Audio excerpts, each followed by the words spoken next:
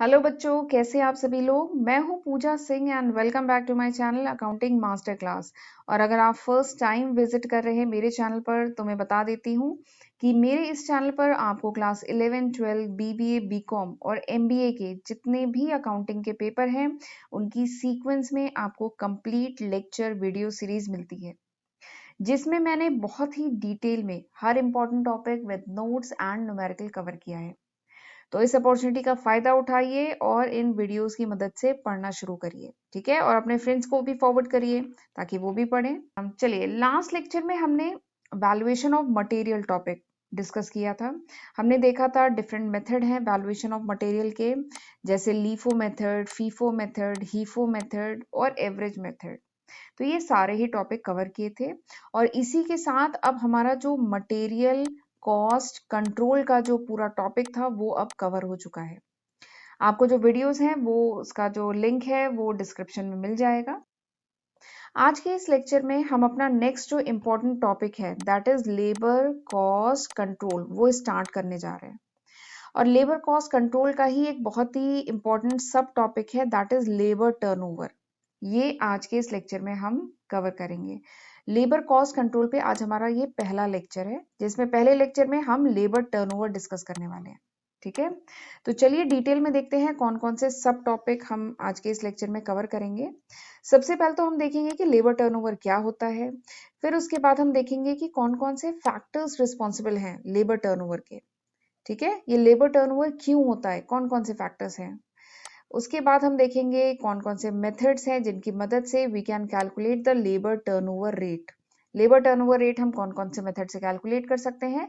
तो हम वहां पे देखेंगे 3 मेथड हमारे पास अवेलेबल हैं, separation method, replacement method and flux method. और इन तीनों ही मेथड पे बेस्ड फिर हम न्यूमेरिकल करेंगे, ठीक है। और एक बात और कि अगर आप मेरे चैनल पर फर्स्ट टाइम विजिट कर रहे हैं तो मेरे चैनल को जरूर जरूर सब्सक्राइब करिएगा, ठीक है। और ये जो छोटी सी बेल है नीचे इसको भी प्रेस करिएगा ताकि जितने भी मेरे अपकमिंग वीडियोस हैं उनकी नोटिफिकेशन आपको मिल जाए, राइट। तो फिर चलिए हम आज का लेक्चर स्टार्ट करते हैं। Labour turnover. आपने ये जो वर्ड है टर्नओवर ये बहुत सुना होगा, बिजनेस टर्नओवर। ये सुना है ना, बिजनेस का इतने का टर्नओवर है। यानी वहां पे टर्नओवर का क्या मतलब होता था, वहां पे टर्नओवर का मतलब है सेल्स, कि बिजनेस की सेल्स इतने की है, ठीक है, या बिजनेस का रेवेन्यू इतने का है, ठीक है। तो आपने बिजनेस टर्नओवर तो बहुत सुना है, बट ये लेबर टर्नओवर शायद आपके लिए नया वर्ड हो। यहाँ पे टर्नओवर का क्या मतलब है, यहाँ पे टर्नओवर का मतलब है चेंज, ठीक है। यहाँ पे टर्नओवर का क्या मतलब है, यहाँ पे टर्नओवर का मतलब है चेंज, यानी लेबर में चेंज इतना आ रहा है। तो लेबर टर्नओवर क्या है, it is a rate of displacement of personal employed in an organisation. जितने भी एम्प्लॉयज जो एम्प्लॉयड है ऑर्गेनाइजेशन में, उनका रेट ऑफ डिस्प्लेसमेंट क्या है, यानी किस रेट से वो डिस्प्लेस हो रहे हैं, किस रेट से वो ऑर्गेनाइजेशन से जा रहे हैं, उसी को कहा जाता है लेबर टर्नओवर, ठीक है। अब किसी भी एम्प्लॉय का ऑर्गेनाइजेशन से जाने का रीजन अलग अलग हो सकता है। शायद वो ऑर्गेनाइजेशन शायद वो जो एम्प्लॉय है वो ऑर्गेनाइजेशन से रिजाइन करके जा रहा हो, या रिटायरमेंट हो रही हो, या फिर उसको निकाल दिया गया हो, डिस्चार्ज कर दिया गया हो, जिसे हम रिट्रेंचमेंट कहते हैं, छटनी कर दी गई हो, ठीक है। तो रीजन अलग अलग हो सकते हैं लेबर टर्नओवर के। तो लेबर टर्नओवर बेसिकली क्या है कि लेबर्स में कितना चेंज आ रहा है किसी पर्टिकुलर पीरियड में। 1 मंथ भी हो सकता है, 3 मंथ भी, या सेमी एनुअली, किसी भी पर्टिकुलर पीरियड में लेबर में कितना चेंज आ रहा है, वही है rate of displacement of personal. यानी जितने भी पर्सनल है, जितने भी एम्प्लॉय हैं ऑर्गेनाइजेशन में, उनमें किस रेट से डिस्प्लेसमेंट हो रहा है, किस रेट से वो चेंज हो रहे हैं। This is labour turnover, right. अब ये जो लेबर टर्नओवर है this should not be very high. ये जो लेबर टर्नओवर है ये बहुत हाई नहीं होना चाहिए, ठीक है। अगर किसी ऑर्गेनाइजेशन का लेबर टर्नओवर बहुत हाई है तो it is not a good sign, ये अच्छा साइन नहीं है, because it shows the instability of labour. क्योंकि ये लेबर्स की इनस्टेबिलिटी बताता है, ये बताता है कि उस ऑर्गेनाइजेशन में जो एम्प्लॉय हैं वो टिकते नहीं है। हर आए दिन क्या होता है, नए एम्प्लॉय ऑर्गेनाइजेशन में आते हैं और जो पुराने हैं वो किसी ना किसी रीजन से छोड़ के चले जाते हैं, ठीक है। तो क्या ये अच्छी बात है, ये तो अच्छी बात नहीं है। क्योंकि अगर नए एम्प्लॉय ऑर्गेनाइजेशन में आ रहे हैं तो उन एम्प्लॉयज़ का कुछ रिक्रूटमेंट करना पड़ा होगा, ठीक है? अब ये जो नए एम्प्लॉय हैं इन्हें काम भी अभी नहीं आता है, इस कंपनी के हिसाब से इन्हें काम नहीं आता है, ठीक है? तो उनको कुछ ट्रेनिंग देनी पड़ेगी, ठीक है? और जब तक ट्रेनिंग दी, कुछ महीने वो काम किए और उसके बाद फिर अगर लेबर टर्नओवर हाई है यानी वो एम्प्लॉय भी ऑर्गेनाइजेशन से चले गए। तो कंपनी ने क्या किया, उन लेबर्स पे खर्चा किया, कॉस्ट इनकर की, ठीक है? और वो एम्प्लॉय ऑर्गेनाइजेशन से चले गए, ठीक है? और हम जानते हैं खर्चा अगर ज्यादा तो क्या होगा, प्रॉफिट कम, ठीक है? खर्चा ज्यादा तो प्रॉफिट कम। तो लेबर टर्नओवर अगर हाई है यानी लेबर्स पे खर्चा किया जा रहा है लेकिन वो लेबर्स फिर ऑर्गेनाइजेशन से चले जा रहे हैं, ठीक है? यानी ऑर्गेनाइजेशन खर्चा तो ज्यादा कर रही है लेकिन उसका बेनिफिट उसे नहीं मिल पा रहा है क्योंकि एम्प्लॉय ऑर्गेनाइजेशन से चला जा रहा है। तो खर्चा ज्यादा हो जाएगा, इसका मतलब क्या है कि खर्चा ज्यादा है और प्रॉफिट इससे इम्पैक्ट पड़ेगा और प्रॉफिट क्या होगा, लॉन्ग टर्म में ऑर्गेनाइजेशन का प्रॉफिट कम हो जाएगा। तो लेबर टर्नओवर एक लिमिट में ही होना चाहिए, लेबर टर्नओवर बहुत ज्यादा नहीं होना चाहिए, राइट? चलिए आगे बढ़ते हैं, देखते हैं लेबर टर्नओवर के रीजंस क्या हैं, ठीक है? तो इसके जो रीजन है इसको दो कैटेगरी में मैंने डिवाइड किया है, एक है अवॉइडेबल रीजंस और एक है अनअवॉइडेबल रीजन। कुछ रीजन है जिन्हें हम अवॉइड नहीं कर सकते हैं, एम्प्लॉय ऑर्गेनाइजेशन से जाएगा ही जाएगा, जिसे अवॉइड नहीं किया जा सकता है। पहला क्या है, पर्सनल बेटरमेंट, ठीक है? आपकी ऑर्गेनाइजेशन में आप उसको 5 लाख दे रहे थे, 5 लाख का पैकेज था, ठीक है? दूसरी ऑर्गेनाइजेशन में उसे 15 लाख का पैकेज मिल रहा है, प्लस उसको लोकेशन किसी मेट्रो सिटी की अच्छी लोकेशन मिल रही है जिसमें फॉरेन विजिट्स भी हैं, ठीक है? तो लेबर क्या होगा, अपने एम्प्लॉय कह लीजिए, एम्प्लॉय जो है अपने पर्सनल बेटरमेंट के लिए मूव करेगा ही करेगा, आप उसको नहीं रोक पाएंगे। दूसरा रीजन क्या हो सकता है, शायद लेबर को कुछ इलनेस हो जाए या कुछ एक्सीडेंट हो जाए जिसकी वजह से अब वो काम नहीं कर सकता है, ठीक है? तो ये भी अनअवॉइडेबल फैक्टर है। या कुछ एक्सीडेंट हो जाए या सपोज करिए कैजुअलिटी हो जाती है तो भी लेबर ऑर्गेनाइजेशन से चला जाता है। या फिर डिस्चार्ज ड्यू टू सबऑर्डिनेशन, या फिर लेबर ढंग से काम नहीं कर रहा था, आपने ऑर्गेनाइजेशन से लेबर को निकाल दिया, ठीक है? तो ये भी रीजन हो सकता है। तो ये सब रीजन क्या है, ये सब अनअवॉइडेबल रीजन है, इन रीजन को हम अवॉइड नहीं कर सकते, लेबर ऑर्गेनाइजेशन से जाएगा ही जाएगा।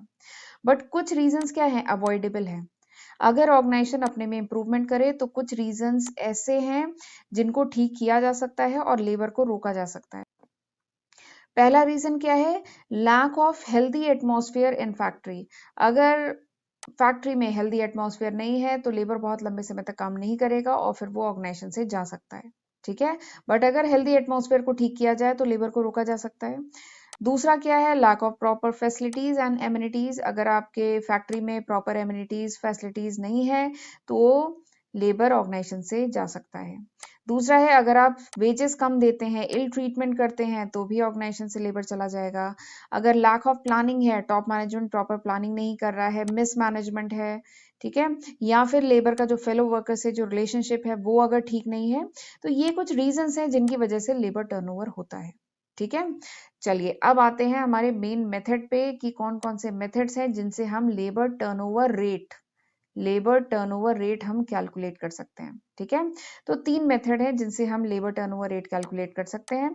पहला है सेपरेशन रेट मेथड, दूसरा है रिप्लेसमेंट मेथड, तीसरा है फ्लक्स रेट मेथड, ठीक है?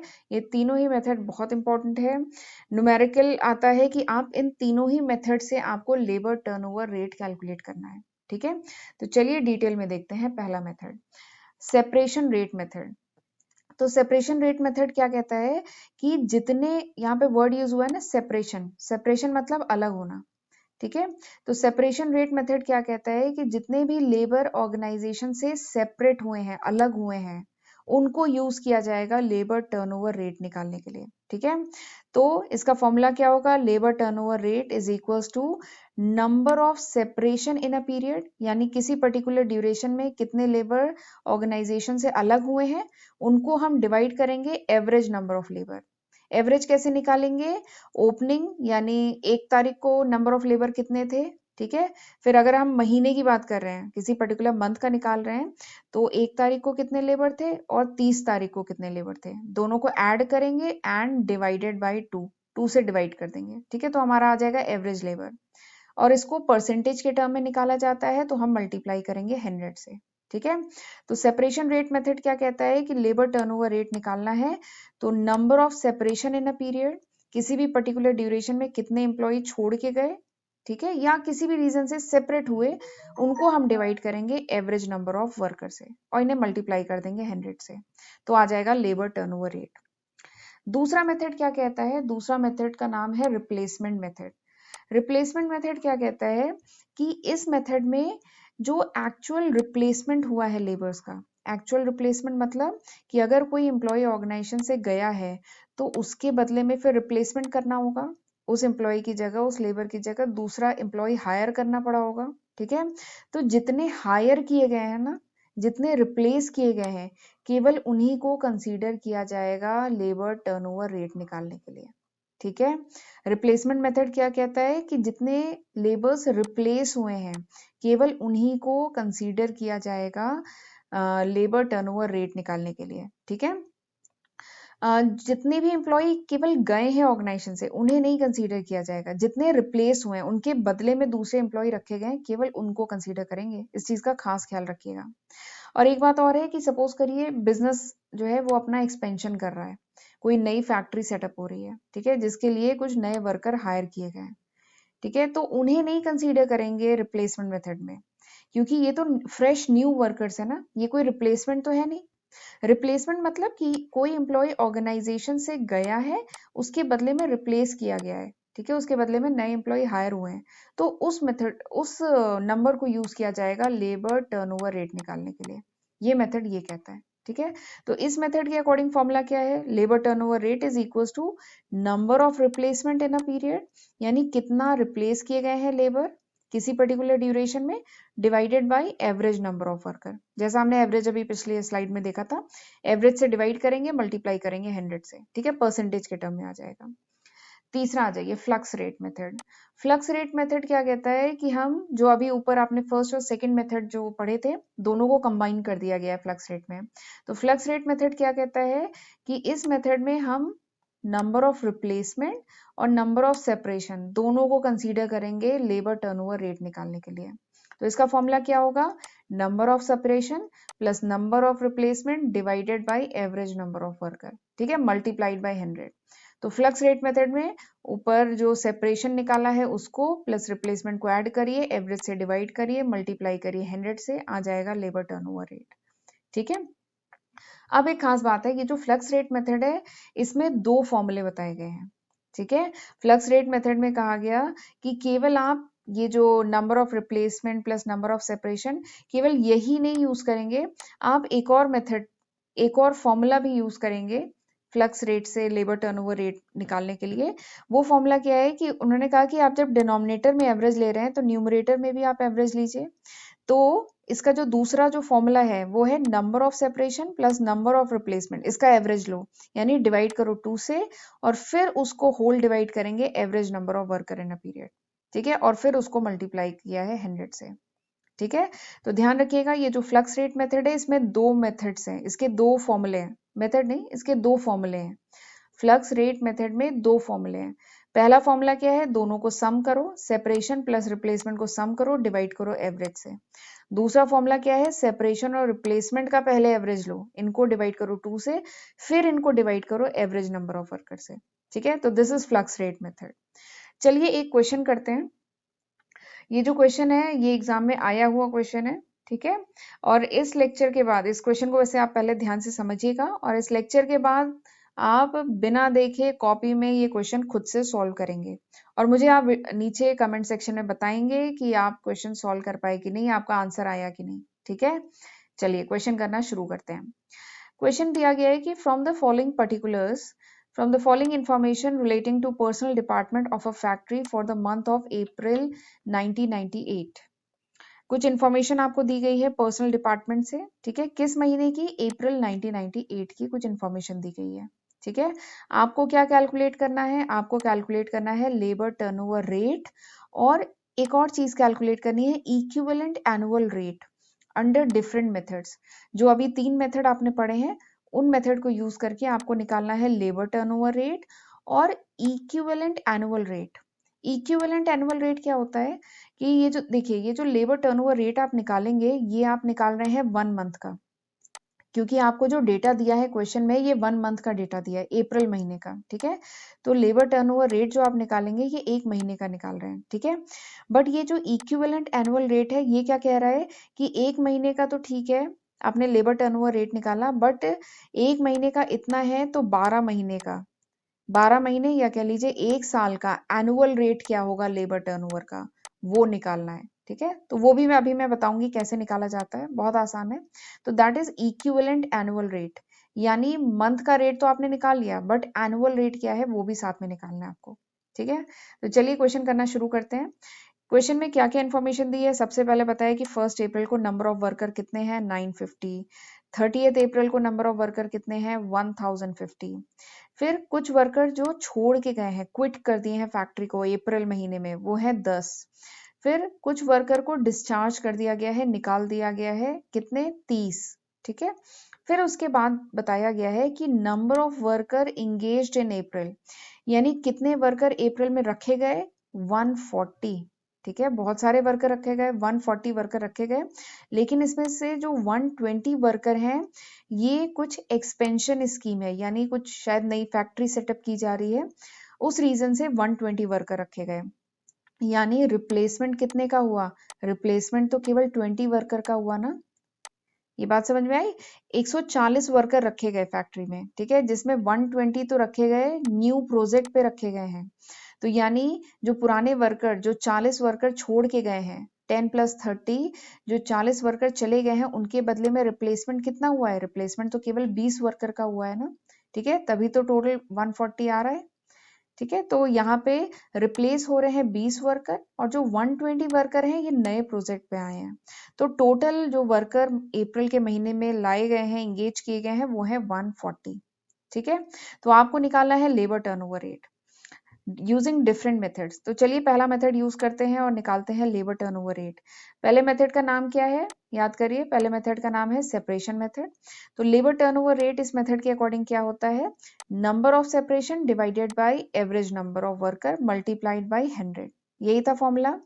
तो नंबर ऑफ सेपरेशन कितना है, कितने वर्कर सेपरेट हुए हैं ऑर्गेनाइजेशन से, 10 + 30, 10 छोड़ के गए हैं, 40 को निकाला गया है, तो 40 वर्कर सेपरेट हुए हैं, ठीक है? अब इनको डिवाइड करेंगे एवरेज नंबर ऑफ वर्कर से, तो एवरेज नंबर के लिए क्या करेंगे, 1 अप्रैल को जितने वर्कर थे और 30 अप्रैल को जितने वर्कर थे, दोनों को सम करिए, तो इनका सम कितना आएगा 2000, और इसको डिवाइड करिए 2 से, तो आ जाएगा 1000, ठीक है?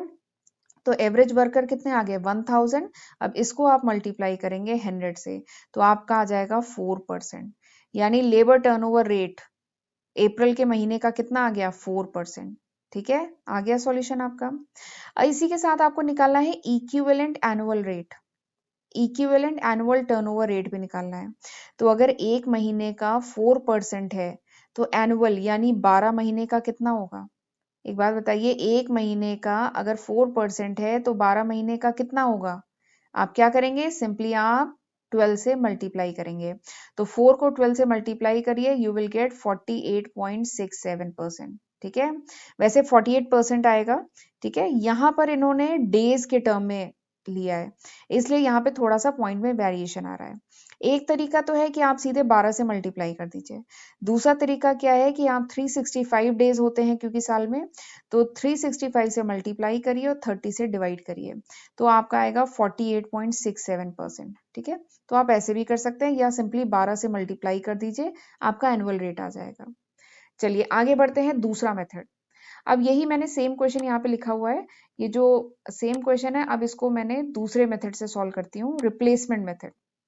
तो रिप्लेसमेंट मेथड क्या कहता है कि कितने वर्कर रिप्लेस हुए हैं, डिवाइड करो एवरेज नंबर ऑफ वर्कर से, मल्टीप्लाई करो 100 से। तो कितने वर्कर रिप्लेस हुए हैं, अभी हमने लास्ट स्लाइड में देखा था 20 वर्कर रिप्लेस हुए हैं, ठीक है? 20 को डिवाइड करेंगे 1000 से, मल्टीप्लाई करेंगे 100 से, ठीक है? तो आपका आ गया 2%। ये क्या है, ये मंथ का लेबर टर्नओवर रेट है, तो अगर आपको ईयर का निकालना है तो क्या करें, मल्टीप्लाई कर दीजिए 12 से, तो आ गया 24%, और यहाँ पर इन्होंने 365 से मल्टीप्लाई किया है, 30 से डिवाइड किया है, इसलिए पॉइंट्स में थोड़ा सा वेरिएशन आ गया है, ठीक है? चलिए तीसरा मेथड देखते हैं, फ्लक्स मेथड। सेम मैंने यहाँ पे क्वेश्चन लिखा हुआ है, फ्लक्स मेथड यूज करके हम जानते हैं फ्लक्स मेथड के अकॉर्डिंग दो फॉर्मूले हैं, ठीक है, हम दोनों फॉर्मूला यूज करेंगे। तो पहला फॉर्मूला क्या कहता है कि कितने सेपरेट हुए प्लस कितने रिप्लेस हुए, दोनों को ऐड करो और एवरेज से डिवाइड करो।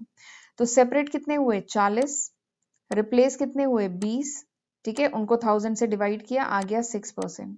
ठीक है, तो ये आ गया पहला लेबर टर्नओवर रेट। दूसरा लेबर टर्नओवर रेट निकालने के लिए आपको क्या करना होगा, सेपरेशन प्लस रिप्लेसमेंट, इसका एवरेज लीजिए। ठीक है, तो आप जब इसका एवरेज लेंगे तो जस्ट हाफ हो जाएगा, तो यहाँ पे आया 6%, तो यहाँ पे आ जाएगा 3%। ठीक है, तो आपने निकाल लिया। तीसरा मेथड जो लेबर टर्नओवर रेट है, फ्लक्स मेथड से भी आपने निकाल लिया, तो आपने देखा 6% और 3% आंसर आ रहा है। ठीक है, और अगर इसी का एनुअल टर्नओवर रेट निकालना हो तो बताया था, सिंपली आप क्या करेंगे, आप 12 से मल्टीप्लाई कर दीजिए। तो 6 12 जा कितना होता है 72। ठीक है, तो यहाँ पे आ जाएगा 72%। बट वही मैंने बताया था, यहाँ पे डेज यूज किए गए हैं, तो यहाँ पे थोड़ा सा वेरिएशन आ गया, यहाँ पे आ गया है 73%। आप ऐसे भी कर सकते हैं या सिंपली 12 से मल्टीप्लाई कर लीजिए। ठीक है, और यहाँ पे 3% आया है, तो 3 को भी आप 12 से मल्टीप्लाई करेंगे तो इक्विवेलेंट एनुअल रेट आ जाएगा, तो आ गया है यहाँ पे 36%। ठीक है, आ जाएगा 36%। फिर यहाँ पे इन्होंने जो कैलकुलेट किया, इसमें थोड़ा सा पॉइंट्स में वेरिएशन आ गया है, तो आप दोनों में से कोई भी यूज कर सकते हैं। चाहे तो आप 365 से मल्टीप्लाई करके 30 से डिवाइड करिए, चाहे आप सिंपली 12 से मल्टीप्लाई कर लीजिए। ठीक है, अगर आप मंथ का निकाल रहे हो और आपको इक्विवेलेंट एनुअल रेट निकालना है तो ठीक है, तो चलिए फिर आज का लेक्चर हम यहीं पे वाइंड अप करते हैं। This was all about this lecture.